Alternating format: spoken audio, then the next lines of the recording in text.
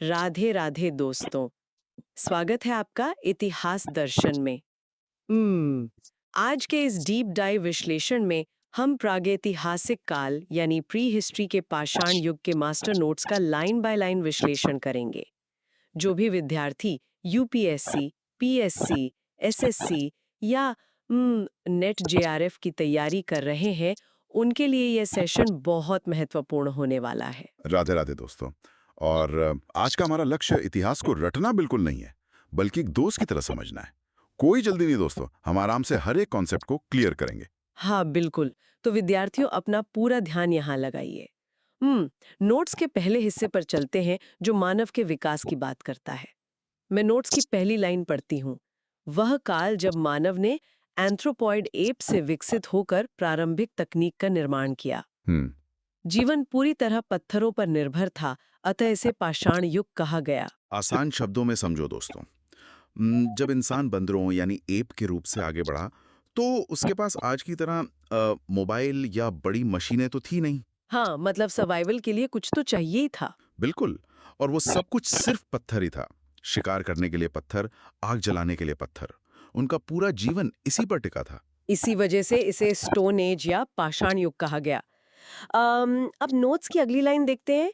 भारत में पाषाण युग के अध्ययन की शुरुआत प्राइम रोज द्वारा 1842 ईस्वी में की गई।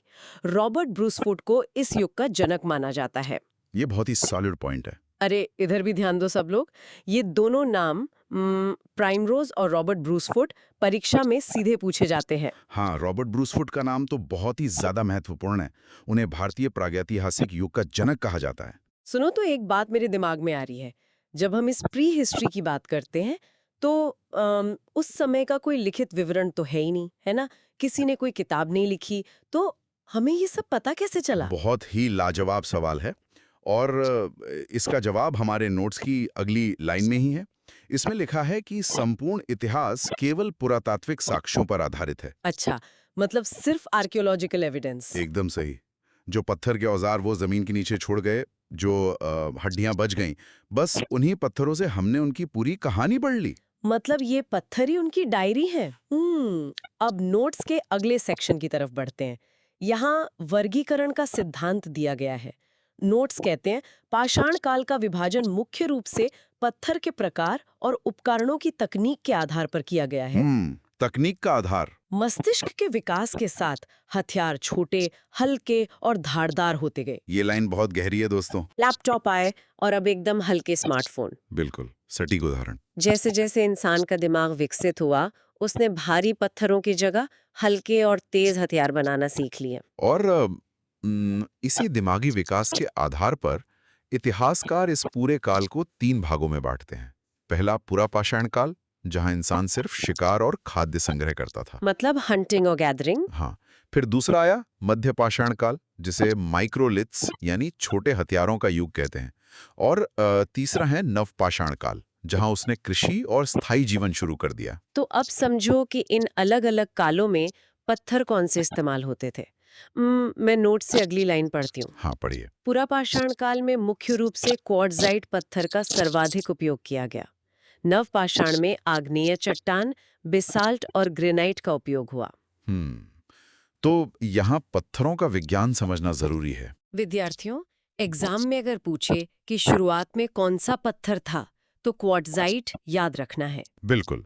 और नवपाषाण में ग्रेनाइट इसलिए आ गया क्योंकि तब इंसान को खेती के लिए मजबूत कुल्हाड़ियां और अनाज पीसने के लिए सिलवट्टा चाहिए था। जो कि घिसने पर टूटे नहीं। एकदम सही।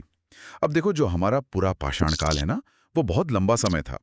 इसलिए अध्ययन के लिए इसे भी 3 उपभागों में बांटा गया है: निम्न, मध्य और उच्च पुरापाषाण। तो चलिए सबसे पहले निम्न पुरापाषाण काल को डिकोड करते हैं। नोट्स के अनुसार इसका समय काल 5 लाख ई.पू. से 50,000 ई.पू. तक है और मुख्य पत्थर वही बड़े और भारी क्वार्ट्जाइट हैं। और अगर हम उपकरणों की बात करें, तो नोट्स में साफ लिखा है: प्रमुख उपकरण हैंड एक्स, चॉपर चॉपिंग, पेबुल, खंडक और विदारणी। आसान भाषा में समझो दोस्तों, जैसे घर में एक बड़ा भारी चाकू या कुल्हाड़ी होती है शुरुआत में काटने के लिए। चॉपर मतलब एक तरफ धार और चॉपिंग मतलब दोनों तरफ धार। बिल्कुल। और इन्हीं हथियारों के आधार पर इस काल को अलग-अलग संस्कृतियों का नाम दिया गया। जैसे उत्तर भारत में इसे सोन घाटी कल्चर कहा जाता है, क्योंकि वहां से चॉपर मिले। और दक्षिण में? दक्षिण में इसे मद्रासी कल्चर या एशुलियन संस्कृति कहते हैं, जहां से हमें मुख्य रूप से हैंड-एक्स मिले। अच्छा, एक बात और याद रखना दोस्तों। तमिलनाडु में एक जगह है अतिरमपक्कम। यहाँ से सबसे उत्तम हथियार मिले हैं। ये एग्जाम का सीधा सवाल है। इसे रट लो, मेरा मतलब है दिमाग में बिठा लो। हाँ, तिरमपक्कम बहुत जरूरी है। अब समय में थोड़ा आगे बढ़ते हैं और आते हैं मध्य पुरा पाषाण काल पर। इसका समय काल 50,000 ईपू से 40,000 ईपू माना गया है। यहाँ नोट्स में एक बड़ा शिफ्ट है। लिखा है क्वार्ट्जाइट की जगह चर्ट और फ्लिंट पत्थरों का उपयोग शुरू। हम्म सर, मतलब मैं ये सोच रही हूँ कि ये चर्ट और फ्लिंट ही क्यों, क्वार्ट्जाइट क्यों छोड़ दिया?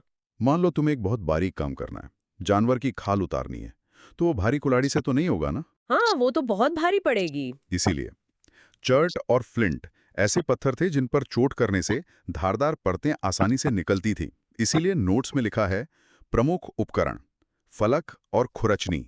फलक मतलब फ्लेक, राइट? बिल्कुल, पतली और तेज धार वाली परत।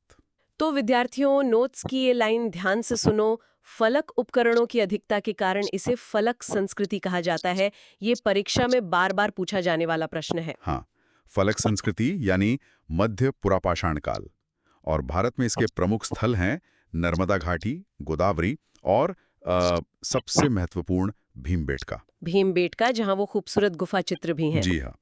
अब आते हैं तीसरे और सबसे एडवांस्ड चरण पर, उच्च पुरापाषाण काल। मैं लाइन पढ़ती हूँ। मुख्य पत्थर जास्पर और एगिट, उपकरण ब्लेड, पॉइंट्स। और यहाँ नोट्स में मानव इतिहास की सबसे बड़ी तकनीकी क्रांति दर्ज है। लाइन है, पहली बार हड्डियों के उपकरण बनने लगे थे। अरे वाह, मतलब अब सिर्फ पत्थर नहीं। हाँ दोस्तों, ये एक बहुत बड़ा बदलाव था। हड्डियां मजबूत होती हैं और उनसे सुई जैसी बारीक और नुकीली चीजें बन सकती थीं। इंसान ने पहली बार हड्डियां तराशवा सीख लिया था। और नोट्स की अगली लाइन तो और भी बड़ा आहा मोमेंट है। लिखा है विशेष खोज, कुरनूल गुफाओं और बिल्ला सुरगाम में एक प्राचीन चूल्हा मिला है जो आग का प्रमाण है। आग का नियंत्रित उपयोग ये कोई छोटी बात नहीं है। बिलासुरगाम, जो कि आंध्रा में है। सोचो दोस्तों, अब इंसान केवल कच्चा मांस नहीं खाएगा। आग से रोशनी मिलेगी, भयंकर सर्दी दूर होगी और सबसे बड़ी बात, रात के अंधेरे में जंगली जानवरों से सुरक्षा मिलेगी। बिल्कुल, आग ने उनका पूरा जीवन बदल दिया। इसीलिए मैं कह रही हूँ, बिल्ला सुरगाम और कुरनूल का नाम एकदम दिमाग में छाप लो। बहुत ही शानदार। तो विद्यार्थियों, अब हमने इस पूरे पाषाण काल का विश्लेषण कर लिया है। चलिए एक क्विक रिकैप करते हैं और परीक्षा के ब्रह्मास्त्र वाले फैक्ट्स रिवाइज कर लेते हैं। हाँ, एक रिवीजन बहुत जरूरी है। तो अगर हम महत्वपूर्ण स्थलों को देखें, अतिरंपक्कम तमिलनाडु में, जहां से उत्तम हैंड एक्स मिले। फिर हम्म। भीमबेटका मध्य प्रदेश में, जहां आदि मानव का लंबा निवास रहा और फलक संस्कृति के उपकरण मिले। और सोन घाटी और बेलन घाटी, जहाँ इन संस्कृतियों का मिलन हुआ। एकदम सही। तो चलिए विद्यार्थियों, एक रैपिड फायर हो जाए इंपॉर्टेंट फैक्ट्स का। मैं सवाल पूछती हूँ और आप जवाब दीजिएगा। बिल्कुल, पूछिए। प्रागैतिहासिक युग के जनक कौन है? Robert Bruce Foote. एकदम सही। फलक संस्कृति किसे कहते हैं? मध्य पुरापाषाण काल को। अच्छा, एशुलियन संस्कृति कहाँ से जुड़ी है? ये है हमारा निम्न पुरापाषाण काल, या जिसे मद्रासी संस्कृति भी कहते हैं। और आखिरी सवाल, हड्डियों के उपकरण पहली बार कब बने? उच्च पुरापाषाण काल में। बहुत बढ़िया, सारे फैक्ट्स कवर हो गए। इतिहास दर्शन हमें यही सिखाता है दोस्तों, कि आवश्यकता ही आविष्कार की जननी है। मानव ने प्रकृति से लड़ना नहीं, बल्कि अपनी बुद्धिमत्ता से पत्थरों का इस्तेमाल करना सीखा। बिल्कुल, ये पत्थर छोड़े जिनसे हमने उनका पूरा इतिहास पढ़ लिया। लेकिन आज हम जो टनों के हिसाब से प्लास्टिक और इलेक्ट्रॉनिक गैजेट्स छोड़ रहे हैं, हजारों साल बाद जब भविष्य के लोग हमारी खुदाई करेंगे, तो वो हमारे बारे में क्या सोचेंगे? इस पर जरूर विचार कीजिएगा। बहुत ही गहरा सवाल है। विद्यार्थियों, इतिहास से सीखते रहिए और निरंतर अभ्यास करते रहिए। अगर ये कंसेप्ट समझ आ गया, तो आगे का टॉपिक अपने आप आसान लगेगा। थैंक्स टू वॉचिंग इतिहास दर्शन। राधे राधे।